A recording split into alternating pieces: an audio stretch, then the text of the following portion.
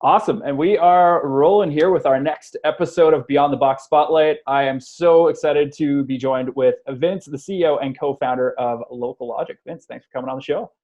Hey, Mike, it's great to be here. Yeah, no, super pumped to talk about a bunch of stuff and a bunch of things about Local Logic. But before we dive in, for those people who don't know, what is Local Logic? What do you guys do? And who is Vincent and why did you create this company?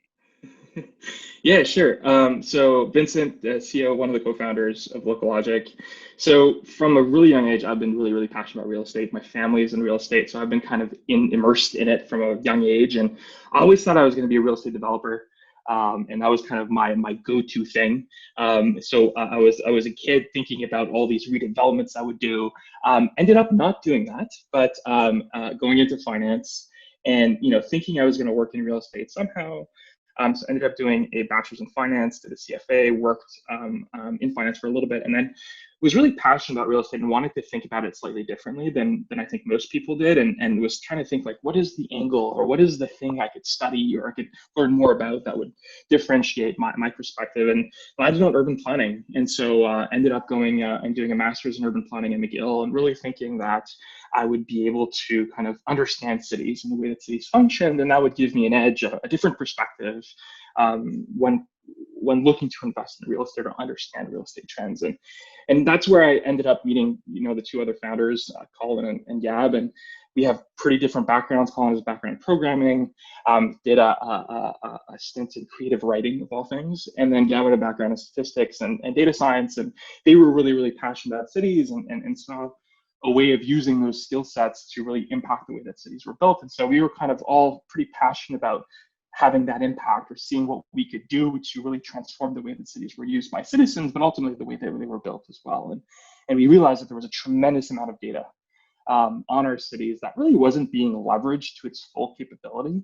Coming at it from the real estate perspective really wasn't used in the way that people were making decisions when it came to real estate, both as a consumer looking to buy their next house or sell their home to, a professional looking to invest or thinking about the way that markets are going to shift. And so we kind of got really into trying to use data to help the real estate industry really understand the way that cities work and ultimately try to make that transaction smoother for all parties involved. Love it. That seems very polished, which we're going to touch on in a minute here, why that might be so polished. So what is that? So for your average realtor or your average consumer, yeah, where are we seeing Local Logic? Where do people use your product?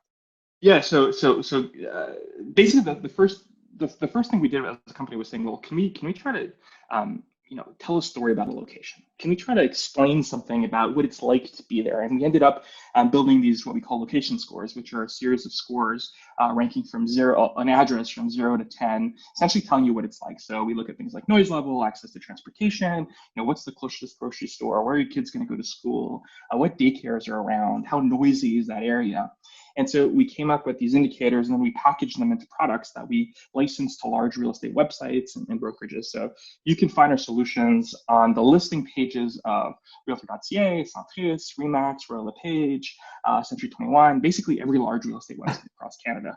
And so right on the listing page in the neighborhood section, you'll see a detailed understanding of that specific location. But then we also have other features like search filters or neighborhood profiles, maps, so heat maps, where you're able to kind of pick and choose the characteristics and find a location that might match your preferences. So really looking to help the consumer ultimately find the best place for them based on the type of lifestyle or environment they want to live in. And this is one of my favorite things about companies like yours, where I've been using your products and not knowing it. And so, it's one of those things where it's immersed and it's embedded in these things. I mean, when it goes back to real estate, it's location. Right. What you guys have been able to do with you and your team is take that information and actually put it in a data-driven approach that, empowers consumers, empowers the practitioners, and is driven by a lot of things with like those buzzwords like AI, which we'll get to in a minute first. So super excited about that. So I think that's a great context. So, one of the things that we love to ask about this is, let's look back 12 months, how have things occurred? So again, this is pre-November, I guess, 2019, the world was a different place. So to walk me through how life has changed for Local, as well as talking through, your most recent news of announcing your Series A. So I would love to hear from that perspective from a company, but also, from the startup tech perspective of raising capital. There's lots of Yeah. talent. So what's happening there? So right before we started this recording, Mike had to jog my memory as to when that was 12 months ago, because I think everything is a blur in the past year, and there's Every so day's many the things same. that have, yeah, exactly. Groundhog Day. Yeah. So I think a lot has happened, and so 12 months ago, we were just thinking about kind of what the next step would be for Local Logic. We had pretty good coverage in Canada. We really saw the US market as a huge opportunity for us. We want to expand the depth of our services, of our information, of the insight we provide, but also kind of grow geographically. And so we were really looking and thinking, well, what's the best next step for this business to grow and to have that, the resources to make that happen. And so we were looking at starting a funding round. And so we were traveling pretty much every week, starting to meet with investors. What's that? What's traveling? I forget. Yeah, exactly. Yeah, we just did we did a raise announcement, and we did a little photo album for employees, and we were going through some pictures recently, and it's like all pictures of like in Chicago, in New York, in San Francisco, like in airports, and I'm like, oh my God, I kind of hated that, but now I really miss it, right? Could kill for a Starbucks at exactly, at 5 a.m. Yeah. But no, so we were really thinking about kind of fundraising in what was a market that was really, really bullish, right? And so there was all this investment in prop tech coming in, and you saw these really big rounds being announced, and I think SoftBank was like just invested in WeWork, and there was like all this like a lot of momentum, right? We had done a trip to the UK and kind of figured out this huge kind of prop tech landscape in the UK and all this stuff, and we were really kind of we were looking to ride that wave, and then so we progressed quite a bit in the fundraising, and then COVID hit, and of course that kind of changed everything and all our plans. But at the same time, I think it helped us go back to the foundational aspect of what our business is and what we're trying to do and what the value is for different stakeholders. We're a mission-driven organization. We really want to have an impact on the way that cities are built and the way that the cities are developed to better represent the needs of those citizens, right? We're all an urban planner or one step removed from an urban planner. Everybody that joins Local Logic is super passionate about making that a reality. We have the opportunity of shaping the way cities are going to be built across North America. That's pretty cool. And so we really went back to that and saying, well, what do we need to do today? What are the concrete products we can build to actually create or give people the context, the information they need to make better decisions? And so we had focused initially a lot on consumers and enabling consumers and aligning with the needs of a broker, a realtor, or a large platform, but really thinking about saying, well, there's agents in there, right? And they're the experts. They need those tools as well, and they need to be able to use more data, better insights, and we can talk about that later, but actionable insights that they can take to their consumer to make that match happen. And so we really started broadening the scope of people that we were thinking about helping. And so it goes from consumer to a real estate agent to that broker or the portal, all the way down to the investor or the developer or the municipal government, and saying, well, how all these stakeholders are intertwined when it comes to real estate. Well, let's provide context on the way the decisions are taken and how the market is perceiving value in terms of space, in terms of location, in the context of buying or selling a home. And so we really broadened our scope, and that kind of enabled us to go and continue those conversations with investors. And just recently we announced that raise. And of course, the timeline was way longer than I thought it would be, but we made it happen. And I think we have some really, really awesome investors that joined our cap table, and we're super happy about that. So walk me through what you can. So March happens, and you've had these conversations, and they're at whatever stage they are, and the world shuts down. Mm-hmm. What is in the in the boardroom at Local at that point in time? Is it we have to rethink our messaging? Is it we just need to survive until people can get more certainty? What is it? Because I could see, based on what you just said, that there's actually an even bigger need for Local's platform in a COVID world, right? Yeah. So you could almost even see it, as a new opportunity to be even put on the table as you're having these conversations. Right. So what we saw happen in the usage of our products is that it initially dropped, right? And it's like all the websites kind of dropped in terms of traffic. And we're like, holy shit, what's going to happen? Do we have a business here anymore? As I think most people did. I think the entire world thought that for at least 3 weeks. Yeah, exactly. And then what we saw happen is that curve kind of picked back up, right? And so the usage of our product, so the traffic on our clients' websites started increasing, right? As people were confining in their house, they were figuring like, well, maybe this is a little too small, or maybe I should have another bedroom, or maybe they're just bored and they're trying to look at other real estate as one does. All of the above, yeah. Exactly. And so we saw the traffic go back up. And then what was interesting is that, one of the metrics that we track is for every time our solution is loaded, well, what's the percentage of people that actually interact with our solution, which is kind of a metric for us of saying, well, is the information we're presenting valid? Are people interested by this? Is this useful in providing value? And we saw that conversion rate increase dramatically, right? Wow. And so what we saw is that now more than ever, people were really concerned about where they lived, because it's the whole concept of 15-minute city, right? Which came back after saying, well, I want to be able to not have to go across town to go and, buy whatever I need, or I don't want to have to be dependent on public transit anymore, because I want to be able to walk to work or take a bike to work, or maybe I want to be outside of the city because I don't want to be in such a dense area. And so suddenly location, although it's always been relevant, has now been was at the forefront of what we saw. And what was cool is that we also saw differences in terms of trends of what was popular, right? So areas that were really, really popular pre-pandemic, now suddenly, that could have shifted, or initially we saw, I don't know if you remember this, but initially, like, all the bike shops were sold out. Everybody was buying a bike. Yeah. And we saw accessibility to cycling infrastructure as being super, super popular. So people were actually now saying, like, hey, can I bike from my house? And how safe is it? And what kind of infrastructure do I have access to? And so as they were thinking about moving, that became a consideration. Some of that trend is, of course, it's not as intense as it was, but proportionally, it's still a little bit higher than it was prior to COVID. And so what we saw is that there was, like you said, the product was even more, we saw it as being more valuable. From our perspective, we're in the middle of a funding round where we needed to close that round. Right? As, most companies work, it's like, if you don't raise money, well, you have a problem. And so what we went back to all our investors, and so I was running a full CRM of investors. We had about 300 different VCs in there, and we kind of had to go back and see, well, okay, who's investing, who's not investing, right? And it was, at the beginning, it was really, really tough figuring out, like, what was each individual VC's thesis in COVID. And there was a couple tools that came out of saying, like, basically VCs would self-declare whether or not they were investing or if they were pausing. And we focused on the ones that were investing. And we really kind of doubled down on those investors. And we were lucky enough that a lot of the people that we had already talked to were still into it. And in fact, some of the investors that ended up putting money in were like, no, this is our time. We're doubling down on this, right? We want to be even more aggressive because we believe there's an opportunity now. And so we were lucky enough to benefit from that trend. And so we kind of shifted our strategy to where we still needed a lead. We had a few people that were interested, and we went back and we said, like, look, anybody here willing to kind of pony up and lead this round? And we believe that if somebody leads the round out of the group of investors we have, we can close it. And that's what we ended up doing. And actually, so we did that. It acted as kind of a catalyst to that round closing. And then from that moment on, we got a bunch of interest of new investors that came and completed the round.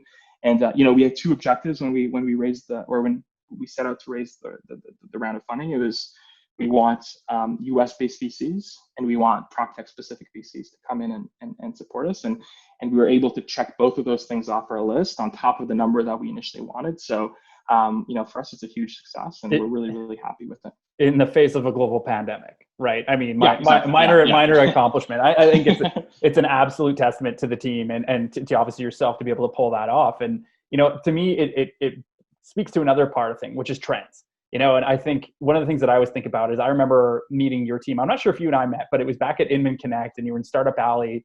And I remember going past the local booth and be like, oh, that's interesting. That's really cool. Hopefully you guys can make a go of it. Right. And, so one of the trends that you've been able to sort of go forward as you pushing your mission forward is this trend of empowering the agents, the consumers with information and data. But one of the other trends that I think is really cool that I think most people don't know about is the fact that you guys use AI, and it's not Arnold Schwarzenegger. So I was curious if, you could maybe talk about some of the trends that you guys are sort of working with and positioning your company alongside, and how you see those kind of going forward into the future as part of the local logic journey. Yeah. So I think AI is such a buzzword sometimes that people are like, it must be good because it's AI. But I think there's a few considerations in the types of problems that AI is really good at solving, and it's not every single problem that we're facing or that humanity is facing. And so real estate is an incredibly complex market. It's really, really hard to understand what shifts or what dynamics impact price or how the market moves in one direction or the other. On top of which, buying and selling a house is arguably super complex, right? And so there's so many considerations, there's so many things that you need to think about, both from a consumer's point of view or from a professional's point of view. There's a lot of things that you need to check off your list, right? So I'm actually in the process of shopping for a house. It's saying, the school, what school is the kid going to be able to go to? How far away is my commute? Is that house the one I want? What's the square footage I need? Am I going to want to put more money into renovation or not? Or do I want something that's fully built out? The backyard, what does Where's it your look home like? office? Yeah, exactly, right? And it's saying, and then it's saying, what neighborhood do I want to be in? Is that the right neighborhood?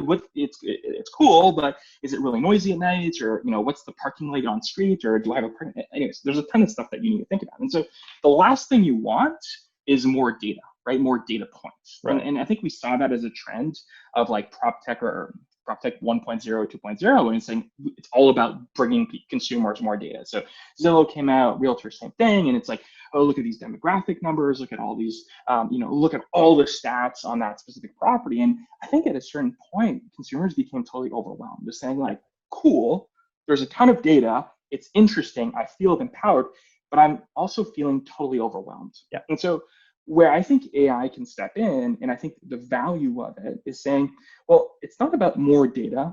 It's not more about more insights, right? So the derivative of that data. It's about actionable insights. It's about saying, hey, I have this very specific problem that I'm trying to answer. What should I do? And tell me why I should do it. And so I think when you're thinking about building a product on top of AI, it's saying, this is the recommendation, and this is why I'm giving you this recommendation, right? And I think that's kind of the way you need to be thinking about the value of AI, especially in the context of real estate. You're seeing this estimate of saying, well, yeah, this is the price point. That's great, but why are you giving that price, right?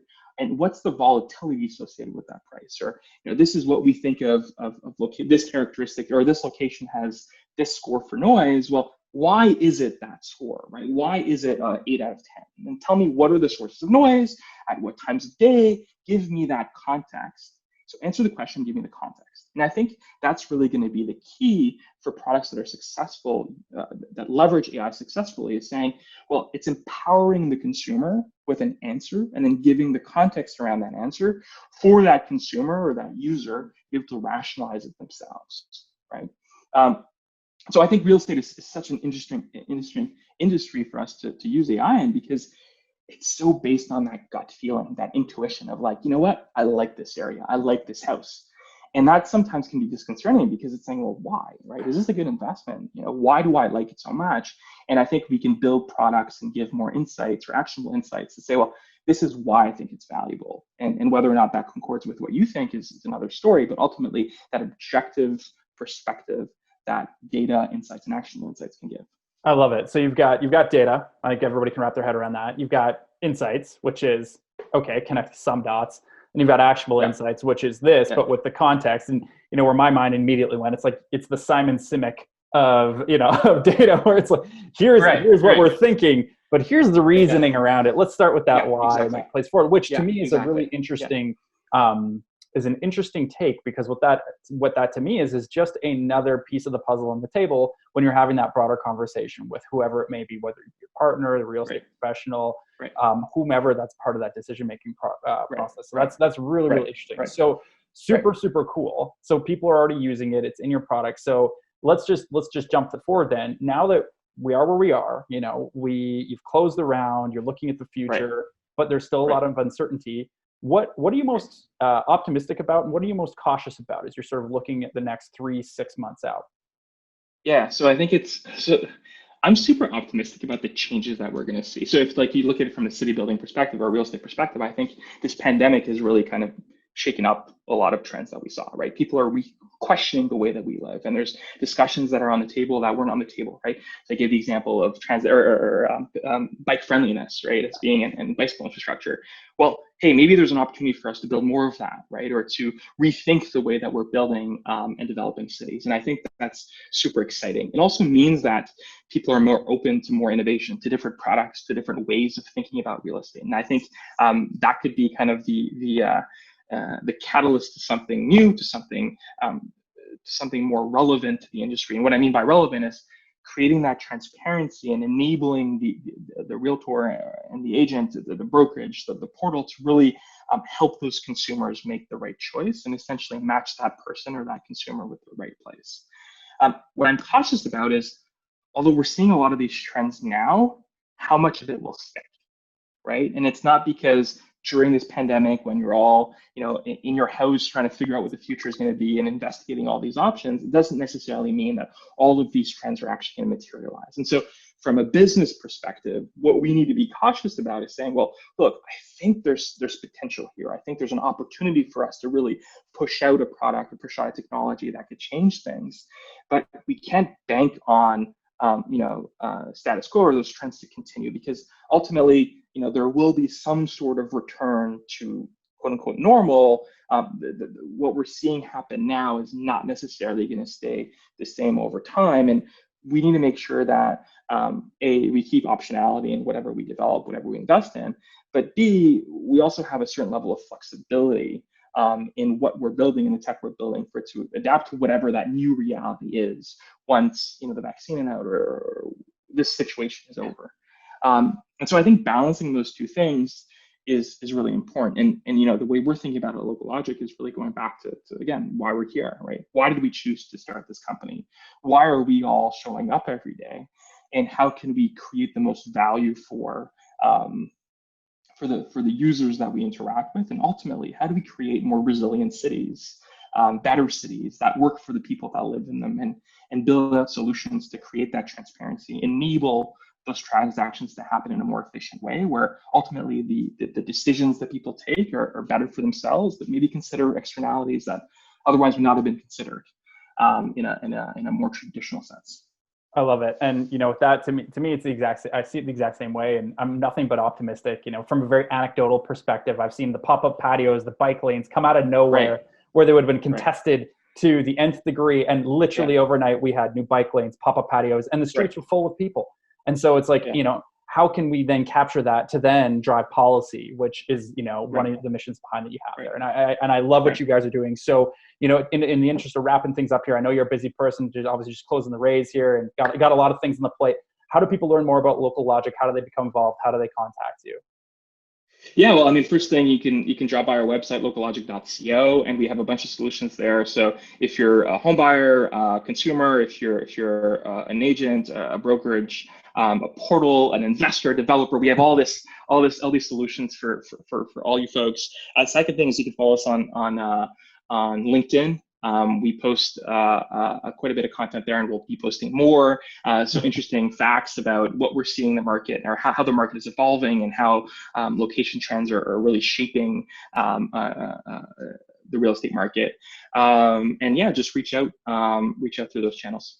Love it. Yeah, for investors, real estate investors, right? These trends, the leaving the major centers, going to the different areas, there's lots out there. So I look forward to seeing what you guys can put out for info, because I know there's going to be a ton. But with that, thanks so much for coming on, and look forward to seeing you guys take it forward, in the next step and see what Local Logic has to offer. Looking forward to it. Thanks for having me, Mike. It's been a real pleasure.